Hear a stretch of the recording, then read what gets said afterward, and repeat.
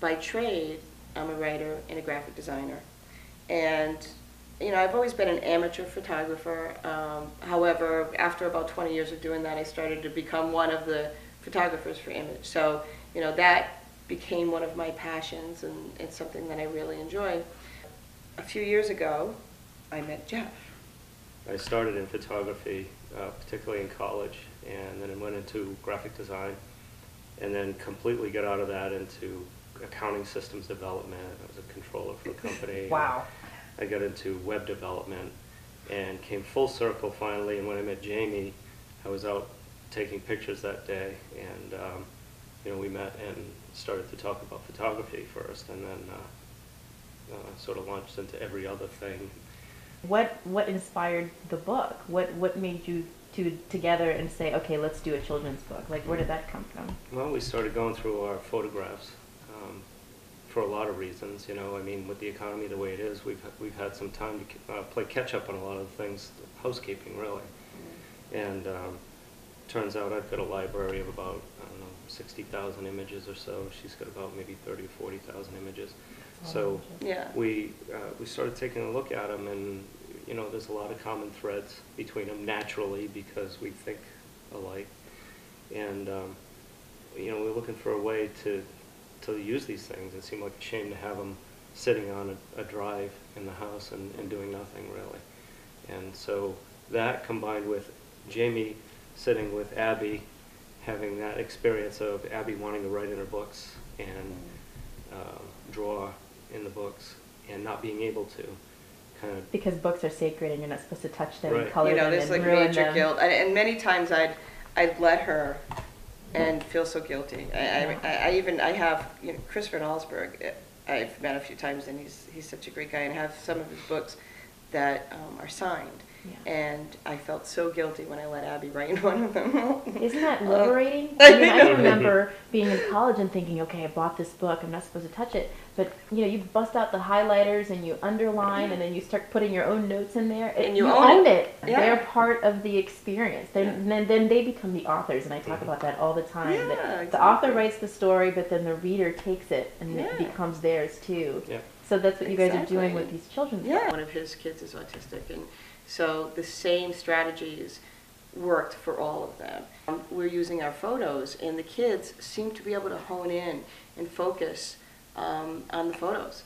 And the text it's very relevant. It's very connected to the photo. Is that they're real images, they're not illustrations, and you know, they can not only recognize them here, but then take that outside and recognize them when they're outside. Exactly. And then they write in the book, and they draw in it, and they learn to spell, and they do their math, and they own it. They feel like they own the book. And how is it with your child in particular? Well, he likes the simplicity of the books, because part of the issue with Connor is that you know, he can get sort of caught up in a lot of the stimuli around him. Mm-hmm. And having something that's easy to focus on for him is a great thing, and I think he feels better about himself and better about looking at the book. So would you say your kids then are co-collaborators? Well, actually, oh yeah. If you We notice, took a lot into consideration when we did these. we so. did. On the inside, they have an Abby seal of approval. Abby seal of approval. And that's because Abby is the 7-year-old, and she would be the biggest critic. For time. Oh, definitely. Yeah. The pragmatic skills that the books teach are, it's you know, counting, math, reading, spelling, Rhyming that we all need rhyming, exercising. We rhyme all the time here. We do. We rhyme.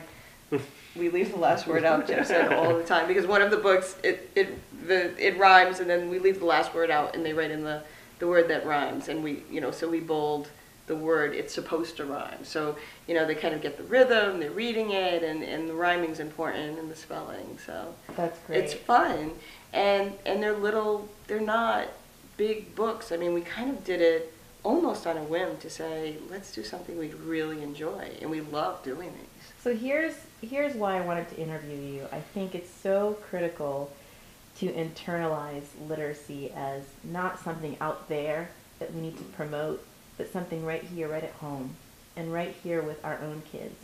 And literacy, you know, has taken on a different level for me. It's more about being aware and being connected with other people and being connected with humanity and being able to see that you are part of the whole bigger picture. They love to learn, and they know with these books they kind of do it on their own terms, and that's similar to Montessori. And people think it's so unstructured. It's not, but it allows them to learn math when they're more likely to learn math. Right.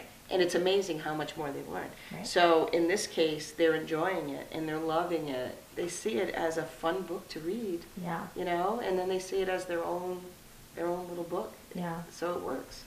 How would you describe what this book is doing for literacy? We actually refer to them as fun little books that teach and engage because they're fun and they're little and they do that. But I think that there's a discovery that kids have with these books that for some reason not only works for us but seems to work for everybody, and when the teachers fell in love with them, that's what made us realize it's working. And the fact that we're showing a little bit of piece of a leaf and there's a heart within the texture of the leaf, that the kid sees that, they feel proud of it, and they can write and they can read, but ultimately I think it's that they own the book. Yeah. I think they spark a curiosity too, when they open up a willingness to learn. You know, they open the child up to learning more because there's that interaction and that engagement at a level that they don't normally get. Normally it's the kid here, the book there, but the two come together in these books, and they learn so much better. And I think this is great. I will help you promote it as much as possible. I think literacy starts at a young age, and we need to do that. So thank you so much. Okay? Thank you. All right. Thanks. Thank you.